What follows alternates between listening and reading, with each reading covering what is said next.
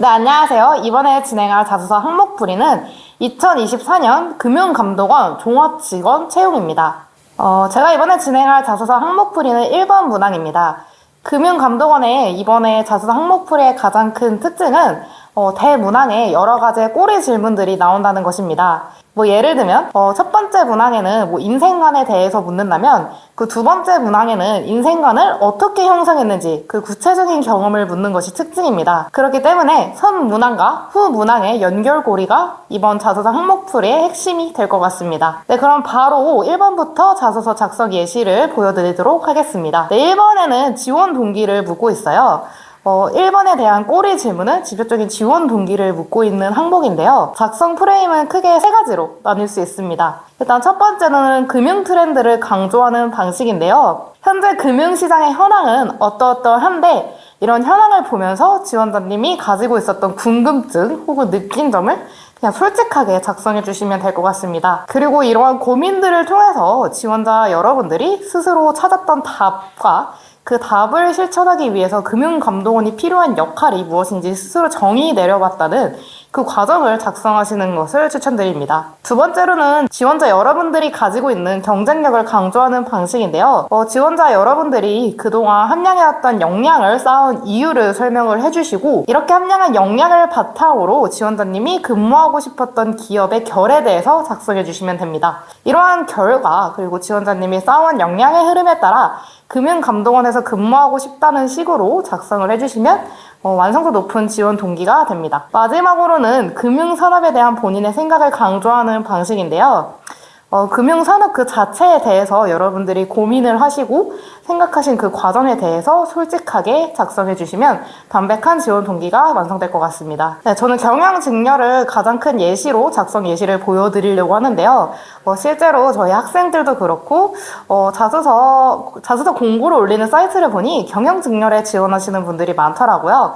그래서 대표적으로 경영 직렬의 지원 동기 작성 예시를 보여드리려고 합니다. 이 예시는 그 금융 트렌드를 바탕으로 작성한 지원 동기예요. 작년에 발생한 레고랜드 트렌드를 통해서 단기 자금 시장의 위험성이 도래됐잖아요. 이러한 현상을 통해서 이 친구가 느꼈던 바를 솔직하게 작성한 지원 동기입니다.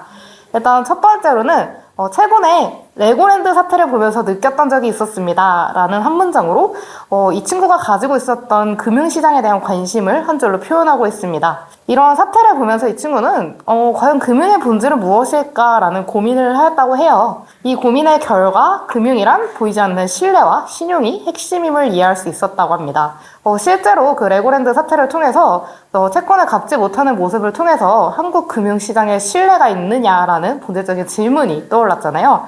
이런 것을 통해서 이 친구가 느꼈고 그리고 고민했던 과정을 아주 솔직하게 작성하고 있습니다. 이러한 고민 과정을 통해서 이 친구는 결국에는 금융시장 전반에 신뢰와 신용을 지킬 수 있도록 컨트롤 타워가 필요했다고 생각을 하였고 이러한 컨트롤 타워가 금융감독원이라고 생각하여서 금융감독원에 지원하게 되었다 라고 작성해 주었습니다. 네, 두 번째로는 금융감독원 임직원에게 가장 중요한 가치는 무엇일까요? 라고 묻는 문항입니다.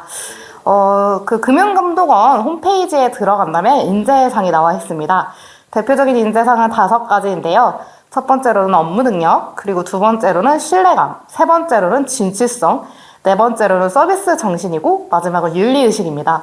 이러한 5가지 가치 중에서 여러분들이 적합하다고 생각하는 가치 한 가지를 뽑으셔서 이 2번 문항을 완성해 주시면 됩니다. 작성 프레임은 크게 3가지입니다. 첫 번째로는 여러분이 생각하시기에 중요하다고 생각하는 가치를 가장 첫 번째로 작성해 주시고요.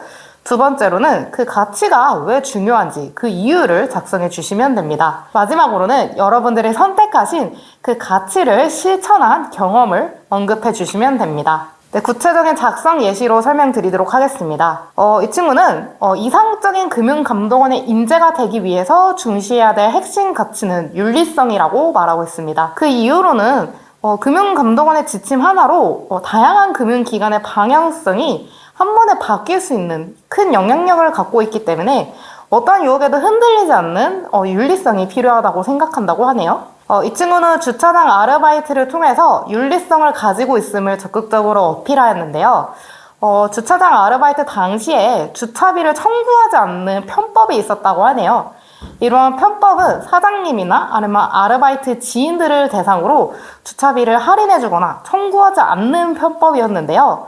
이러한 편법을 악용해서 지인이 아닌 아무런 관련이 없는 사람들조차 주차비를 할인해달라고 대놓고 요구하는 사례가 발생했다고 합니다. 편법을 사용하지 말자고 적극적으로 근무 환경 속에서 제안을 하였고, 이러한 제안들이 받아들여져 결국 매출액 회복까지 연결될 수 있었다고 합니다.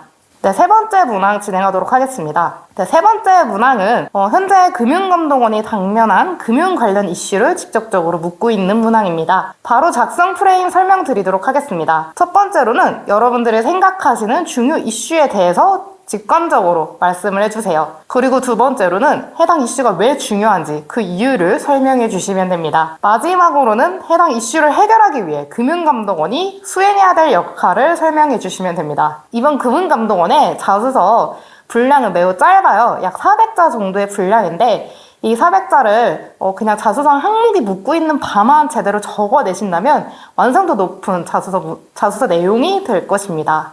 이 친구는 증권사와 같은 비은행권의 외화 자금에 대한 수요가 커지고 있다는 현상을 주요 이슈로 선택하였습니다. 그 이유는 두 가지였는데요. 일단 첫 번째로 외화 채권 발행과 운영 날짜 간의 괴리가 발생하거나 혹은 연간 거래간 수치와 지급 결제일의 차이가 발생할 경우 일시적인 외화 자금의 미스매치로 외환 자금에 대한 수요가 강하게 요구되기 때문입니다. 이러한 상황임에도 불구하고 아직까지 국내 증권사들의 외환 업무 역량이 초보적인 수준에 있다는 것을 문제점으로 선택을 하였는데요.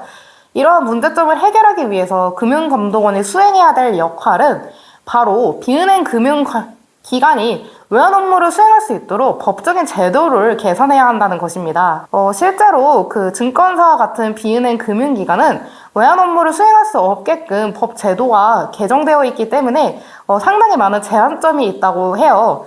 이러한 제한점을 풀기 위해서 금융감독원이 가장 먼저 수행해야 될 일은 외환한 업무의 범위를 은행 중심에서 벗어나 비은행권의 참여를 확대할 수 있을 정도로 법적인 제도 개선이 이루어져야 된다고 주장하고 있습니다. 네, 다음으로는 3번 문항의 자소서 항목 풀이를 시작하도록 하겠습니다. 네, 작성 프레임은 크게 4가지로 구성이 됩니다. 첫 번째로는 여러분이 활동하고 싶은 전문가를 명확하게 작성해 주시면 됩니다. 그리고 해당 전문가로 근무하고 싶은 이유를 작성해 주시면 되는데, 이 이유는 여러분들의 작성 분량에 따라 유두리 있게 작성해 주시면 될 것 같습니다. 그 다음으로는 해당 전문가로 활동하기 위해 여러분들이 실행하고 싶은 실행 방안을 구체적으로 적으시면 됩니다. 네, 이 친구는 앞서 3번 문항에 설명했던 비은행권의 외환 업무 확대라는 이슈를 가지고 이러한 분야에서 전문가로 활동하고 싶다라는 연결고리를 걸었어요. 이 전문가로 활동하기 위해서 이 친구가 실행하고 싶은 방안은 2가지인데요. 첫 번째로는 비은행권의 내부적인 외환 관리 시스템 구축에 힘쓰겠다라고 말을 하고 있습니다.